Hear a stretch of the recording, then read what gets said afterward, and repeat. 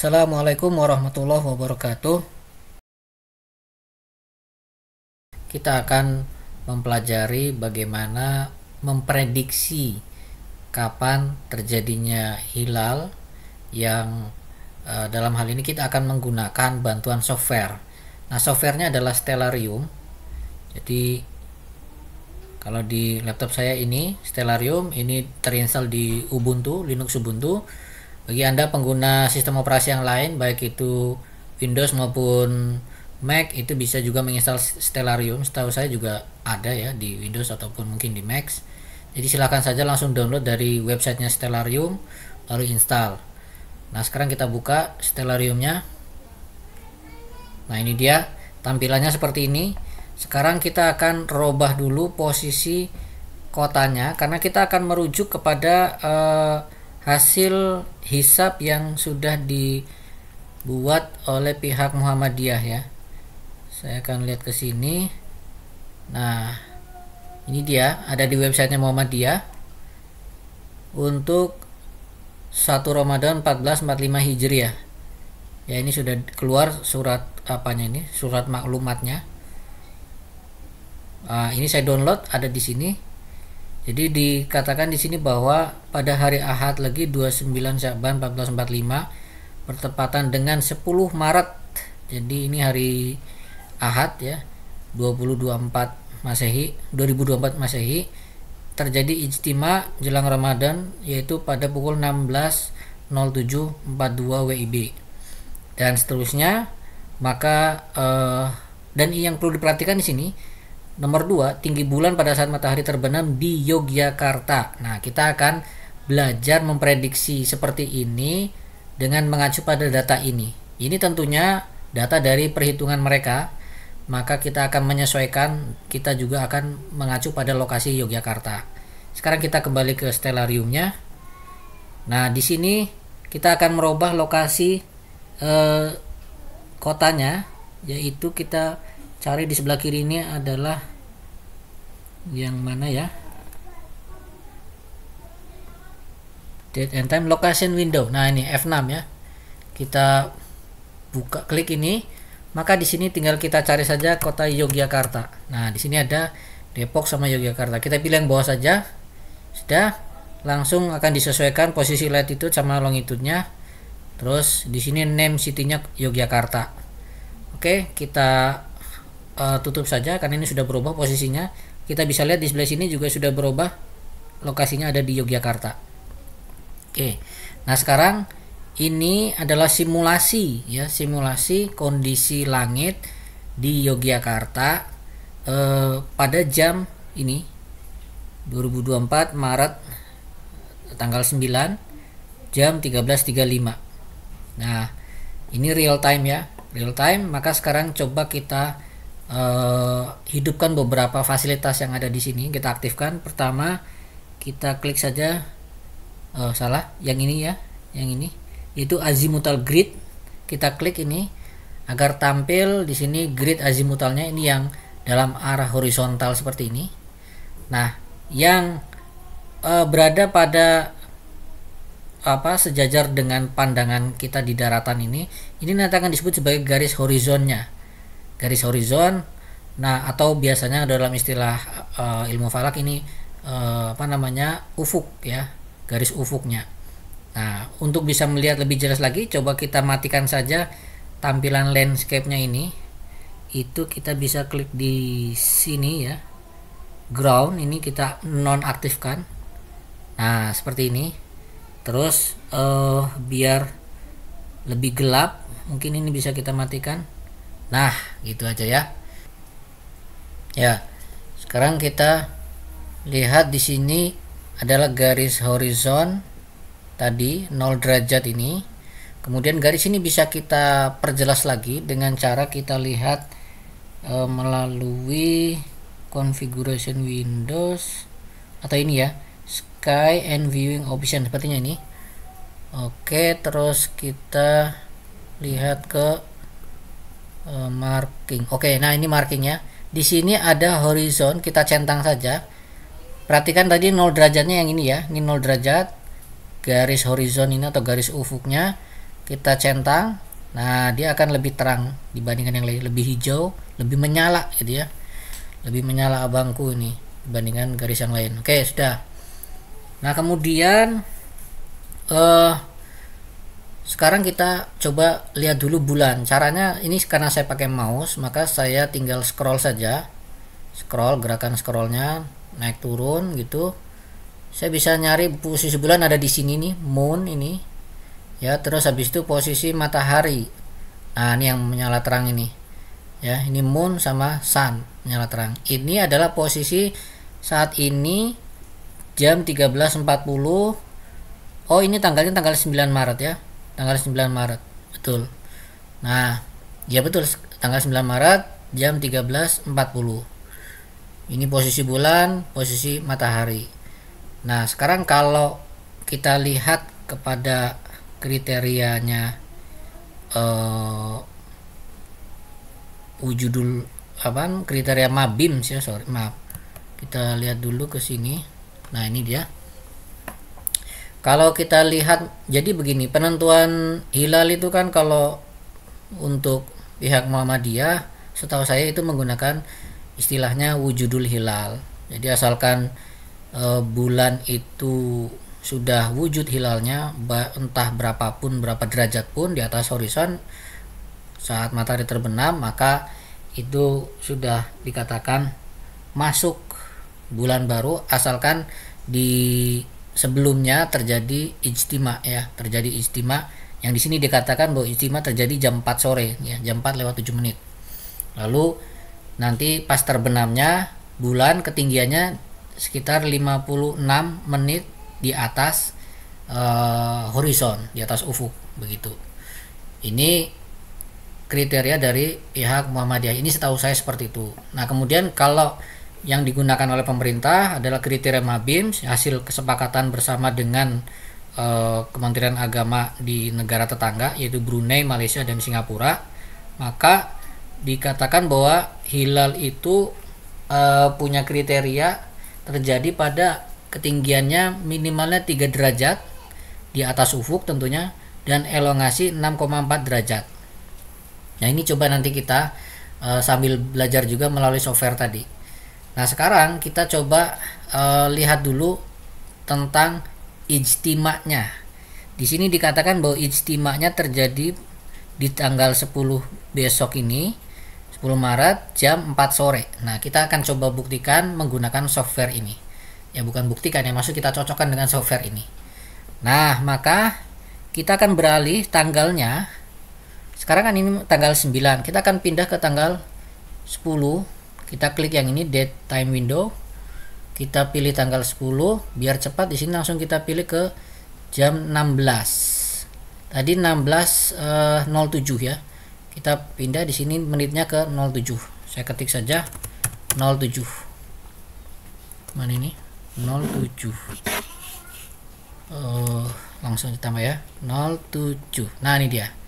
Oke, kemudian kita akan coba lihat apakah memang terjadi ijtima antara bulan dan matahari. Ini bulan dan matahari di sini, jadi kita mendekat ke situ, kita perbesar ke arah sana. Nah apa sih ijtima itu?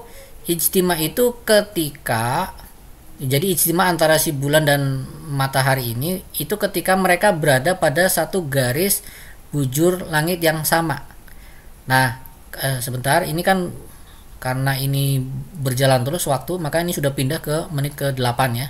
Kita kembalikan ke menit ke 7, misalkan ini kita pindah ke 0 saja. Oke, kita pindah ke 0. Lalu agar dia berhenti, kita pause dulu. Nah kita pause ya, ini jam 16 lewat 7 menit 0 detik. Nah kita perhatikan, menurut simulasi software Stellarium ini, pada jam 16 menit ke 7 di tanggal 10 Maret 2024, posisi bulan dan matahari adalah seperti ini, yang mana kita bisa lihat mereka tidak berada dalam satu garis bujur yang sama ya. Matahari sedikit lebih ke bawah di sini dibandingkan bulan. Nah sementara kalau versi perhitungannya tadi yang diberikan oleh pihak Muhammadiyah dikatakan bahwa ini akan sejajar begitu. Nah maka coba sekarang kita cari menurut software ini di menit keberapakah atau di jam berapakah dia akan sejajar. Coba sekarang menitnya kita tambah dulu. Kecenderungannya apa? Kecenderungannya dia masih tetap akan terus ya, malah kelihatannya semakin bertambah ya. Apa namanya ini, pemisahan antara ini ya jangan ditambah, berarti kita kurangi. Kita scroll lagi biar kecil. Terus nah ini kelihatan semakin hampir sejajar malah ya. Oke, terus hampir sejajar. Ini belum ya, belum sejajar. Ini bulan di sini, matahari agak sedikit ke bawah. Kita kurangi terus.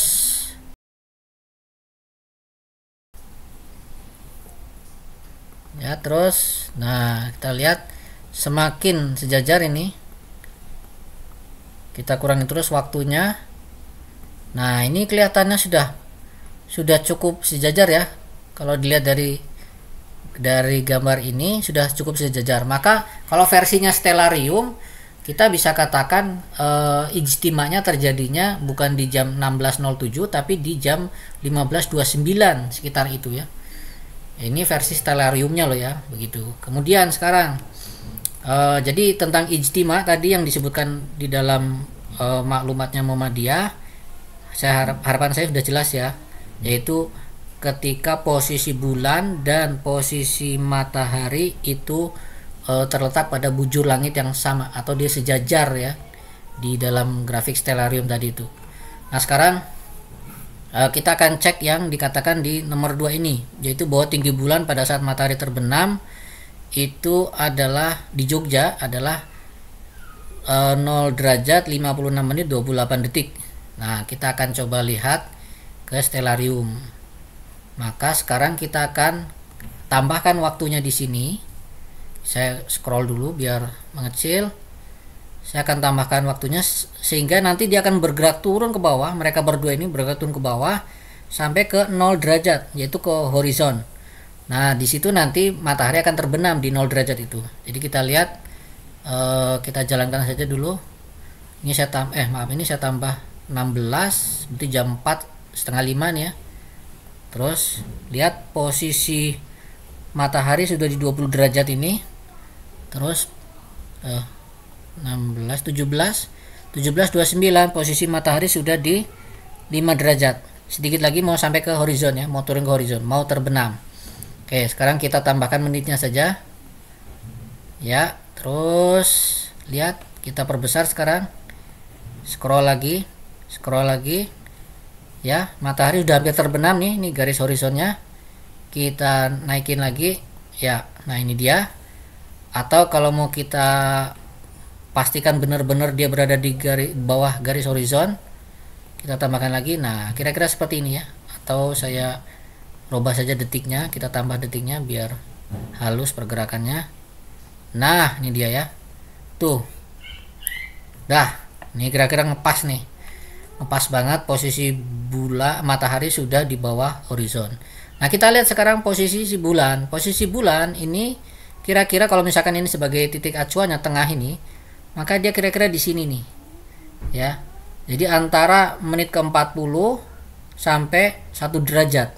Maka berarti satu kotak ini isinya lebarnya adalah atau tingginya adalah 20 menit ya. Berarti setengahnya adalah 10 menit. Berarti kira-kira dia di 50 menit ya. Jadi kesimpulannya, ketika matahari terbenam, tinggi bulan berada pada posisi 50 menit ya dari horizon, dari ufuk. Ini yang kita lihat dari stellarium. Sekarang kita lihat ke tadi yang dikatakan dari maklumatnya Muhammadiyah. Kita akan lihat. Nah, posisinya katanya ada di 0 derajat 56 menit 28 detik ya. Kalau tadi kita dari stellarium 50 menit ya, sekitar 50 menitan ya. Jadi ya hampir mirip-mirip ya, hampir mirip-mirip. Ya. Jadi itu kita bisa mengecek apa yang ditetapkan di sini dari pihak Muhammadiyah dengan bantuan stellarium, walaupun dalam hal ini kita tidak bisa menjustifikasi ya mana yang tepat mana yang salah, namanya juga perhitungan. Tentunya satu ada faktor dia menggunakan rumus yang apa, karena bagaimanapun juga ini kan berdasarkan data-data dan menggunakan rumus tertentu. Kemudian yang kedua, mungkin ada ralat-ralat atau error yang merambat dalam proses perhitungan itu, ya. Nah, kemudian yang software sendiri pun juga kan berdasarkan perhitungan, ini juga berdasarkan perhitungan juga begitu. Jadi sangat wajar terjadi perbedaan nilai tadi. Oke, jadi sampai di sini berarti kita sudah pahami wujudul hilalnya itu seperti ini yang terjadi menurut Stellarium untuk membantu memahamkan kita terkait wujudul hilalnya yang Muhammadiyah tadi. Nah, jadi istilah ijtima harapan saya tadi sudah jelas, terus habis itu wujudnya hilal juga sudah jelas, yaitu bulan berada di atas ufuk sementara matahari sudah terbenam, dan ini terjadi setelah sebelumnya terjadi ijtima. Jadi tadi ijtima terjadi di, kalau di Stellarium ya tadi jam 15 berapa 29 kalau nggak salah, lalu jam 17.51 matahari terbenam dan bulan masih ada di atas ufuk. Nah, itulah yang dikatakan wujudul hilal.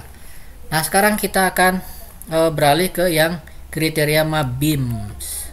Ya, kriteria Mabims. Di sini dikatakan bahwa kriterianya itu ketinggian hilal harus minimalnya 3 derajat. Oke.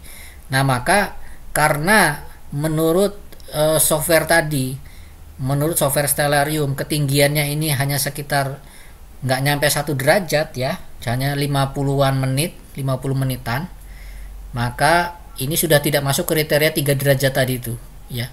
Tidak masuk dalam kriteria ketinggian hilal 3 derajat. Karena ini bahkan 1 derajat saja tidak. Kemudian kriteria keduanya adalah yaitu elongasinya 6,4 derajat. Nah, 6,4 derajat itu elongasi ini apa sih? Elongasi itu adalah jarak, elongasi yang dimaksud di sini ya, itu adalah jarak antara bulan dengan matahari ini. Jadi kalau ini kita tarik garis, maka berapa derajat jarak ini, itulah yang disebut sebagai elongasinya. Nah, ini menurut kriteria Mabim itu haruslah ini minimalnya 6,4 derajat. Karena kalau kurang dari itu, ini berarti jarak antara bulan dan matahari terlalu dekat sehingga si bulan masih mungkin untuk tersamarkan ya oleh terangnya matahari gitu.